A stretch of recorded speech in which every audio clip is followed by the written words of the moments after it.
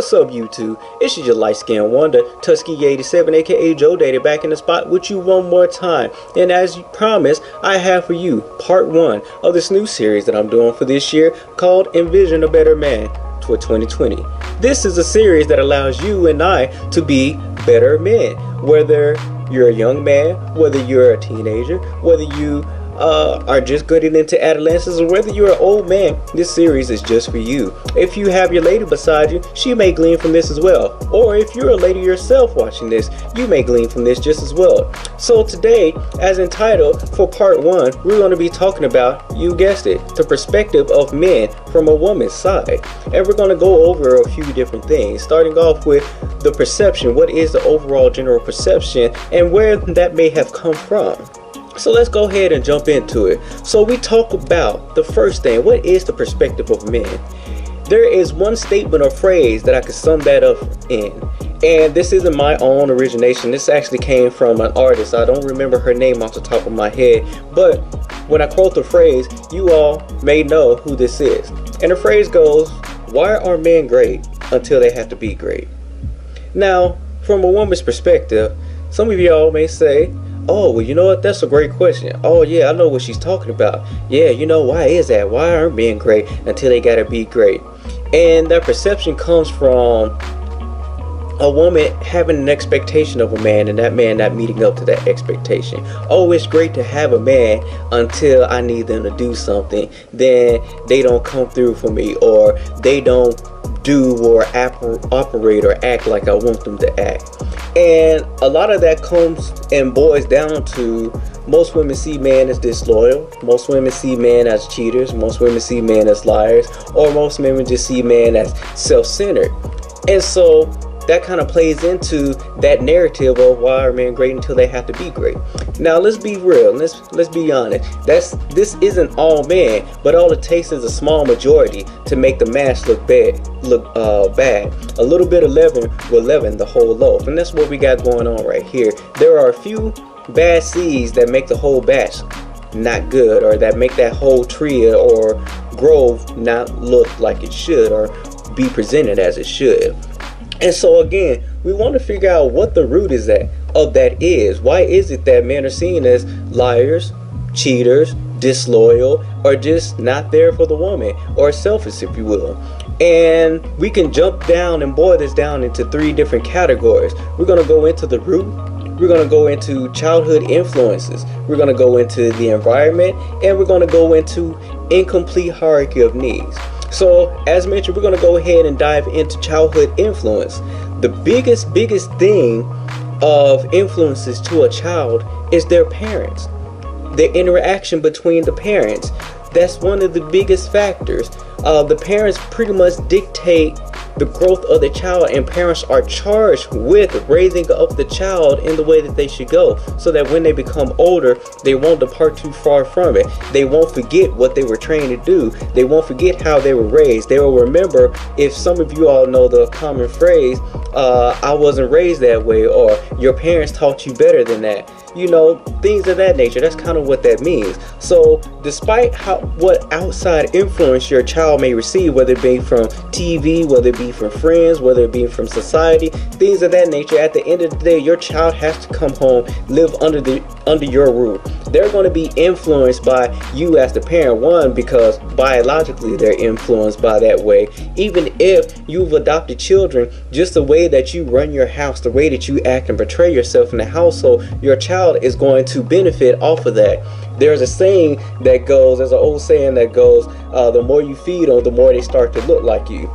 Same thing with their actions just as well. Some of the old folks may know about that. Go ahead and quote it to them one time. They'll get a kick out of it. But anyway, the presence of the parents and the interaction of the parents is the biggest factor. Bullying can also influence how a child grows up, how they act, whether they're submissive in nature, whether they are aggressive in nature, things of that nature. But again, that goes back to the parent being there, teaching the child how to effectively handle bullies, how to address them, how to avoid them, how to use conflict resolution to deal with that bully, or even the parent just being there showing up to back up that child. That has a huge part, plays a huge part on the child's development. The next thing we're talking about is social pressures. Social pressures as an adolescent growing up, what the TV shows, what internet shows, what movie shows, what other male show. Oh, well, you're not big and strong like me, or oh, you haven't grown underarm hair yet, you haven't grown a mustache yet, oh, you ain't there yet, yeah, you're not ready, you're not at my level.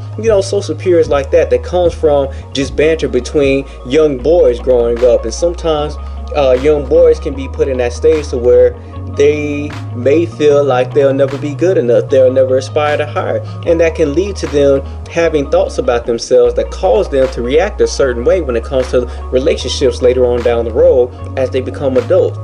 Additionally, that could cause them to be aggressive to get rid of bullies, because if they're bullied frequently and they just had enough, they may snap and start getting aggressive with people, and that may matriculate into later on in their life. So same thing with other issues with as far as it relates to the opposite sex when it comes to social pressures.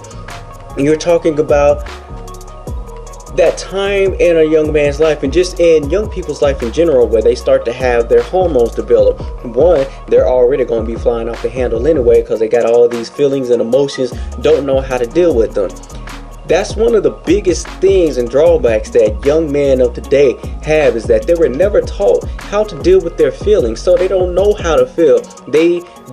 They're only taught how to deal with their anger. They're not taught how to deal with fear. They're not taught how to deal with feeling alone, feeling worthless, feeling like no one cares for them, or feeling outed. They don't know how to deal with all of these emotions as they're growing up. They're just taught to shove it down, shut up, stop crying, suck up your tears, and keep it moving. The only emotion that they're really effectively taught how to use is anger, because as a black man, or as a white man, or as any other type of man, to progress anywhere, or for anyone to take you seriously, you got to be angry, you got to be aggressive, so people know not to mess with you. So use anger to your advantage. But they're not taught how to use compassion. They're not taught necessarily how to resolve things and see things from other people's perspective. Now, before we go on, I want to use this as a disclaimer throughout this series.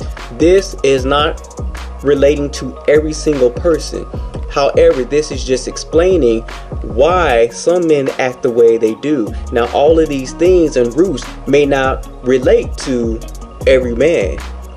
Again, these are just in parts. Now, all of these may relate to someone, all of these may not, but these are just things that I'm putting out there that affect a young man and even just a young child as they're growing up. So again, social pressures from the opposite sex of, oh, well, I see in the magazine, in this TV show, or I see, my bigger sister, or I see my older cousins liking this type of dude, and that's the kind of man that I want. Or either, I want a bad boy because I know a bad boy is going to take care of me and protect me. That's kind of the biggest thing, is feeling protected. So most younger girls look for the bad boys because they know that they'll feel protected. But young boys whose demeanor doesn't fall in line with that, they kind of fall out of place. So they feel like, well, they'll never be able to get a woman because all a woman or all a girl that they see wants a bad boy. They want a bad boy with muscles, or they want whatever it is that society tells them that they should want. So the young boys who again don't fall along with that or fall in line with that, they seem to be left out, and that can affect them as they're growing up. They will have less esteem about themselves, or they could, and again, this all depends on their temperament as well, but this also depends on, yet again, the parents being in place. How did the parents raise them? Well, the parents there teaching them or letting them know, first of all, it's okay. This is an environment where you can open up. When you're at home, when you're with me, you can open up to me. You don't have to feel like you're being judged. And a lot of parents sometimes tend to judge their kids or fly off the handle, especially Christian parents. They feel like, oh, well, you're going to go to hell if you do this thing. You're going to go to hell if you do that thing. Well, the truth be told, the parents saying that, they could go to hell for all the stuff that they've done in the world. So they have to be careful with saying that, because that puts the child down.